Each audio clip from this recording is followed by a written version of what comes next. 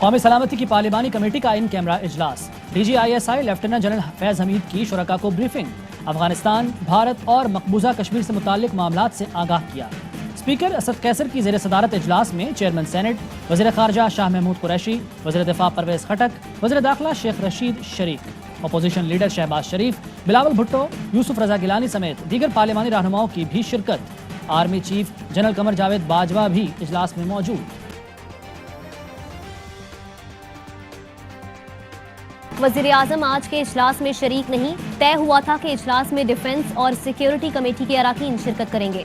वज़ीर इत्तलात फवाद चौधरी कहते हैं इजलास अफगानिस्तान के मामले पर है, सवालात होने पर दीगर मामलात पर भी बात की जा सकती है। शहबाज शरीफ बोले ब्रीफिंग के बाद ही देखेंगे कि क्या इनपुट देना है। बिलावल भुट्टो का भी सवालों का जवाब देने से गुरेज, बोले ब्रीफिंग के बाद लाया अमल देंगे।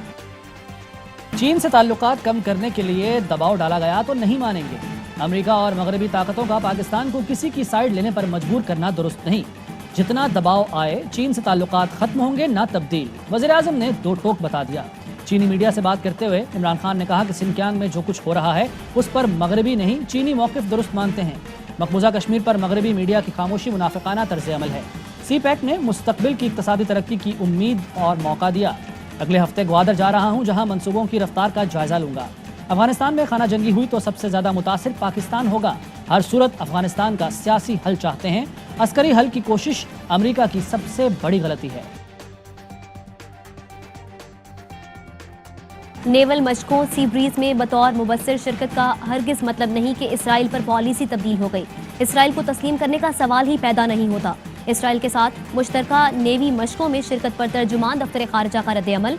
ड्रोन से मुतालिक भारतीय बयानात को बेबुनियाद करार दे दिया। कहा ऐसे बयानात से खित्ते के अमन को नुकसान पहुंचेगा। जुल्फी बुखारी ने बिलावल को 100 मिलियन पाउंड हर्जाने का नोटिस भेज दिया। वज़ीर आज़म के साबिक मुआविन खुसूसी ने ट्विटर पर शेयर किए गए हर्जाने के नोटिस में बिलावल भुट्टो से अपने बयान पर 14 दिन में माफ़ी मांगने और आइंदा इस तरह की बयानबाजी से गुरेज का मुतालबा किया। बिलावल ने जुल्फी बुखारी के मुबैना इसराइल के दौरे से मुताल्लिक बयान दिया था। जुल्फी बुखारी ने ट्वीट में कहा कि नासमझी के बायस बिलावल वो सब बोल जाते हैं जो उन्हें बताया जाए।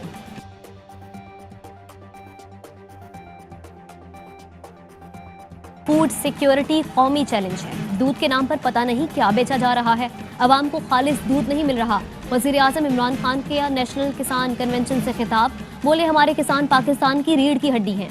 कोई कौम अपने लोगों को ग़िज़ा नहीं दे सकती, वो आगे नहीं बढ़ सकती। कौम की ग़िज़ा पूरी ना करने वाले सज़ा के मुस्तहिक हैं।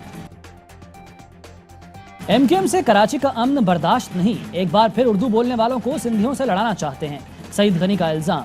अमन के लिए MQM के खिलाफ मुहिम चलाना होगी। नैब को गैर जानिबदारी दिखाना होगी तो आज शाम तक हलीम आदिल शेख को गिरफ्तार करे।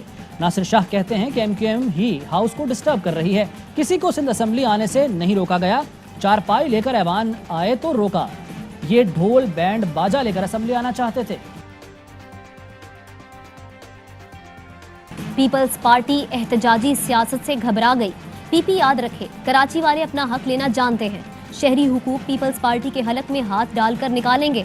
MQM रहनुमा ख्वाजा इजहार का रद्द-ए-अमल।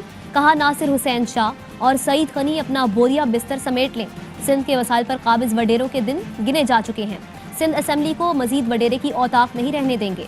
कराची जाग चुका है, अब सड़कों पर दमादम मस्त कलंदर होगा।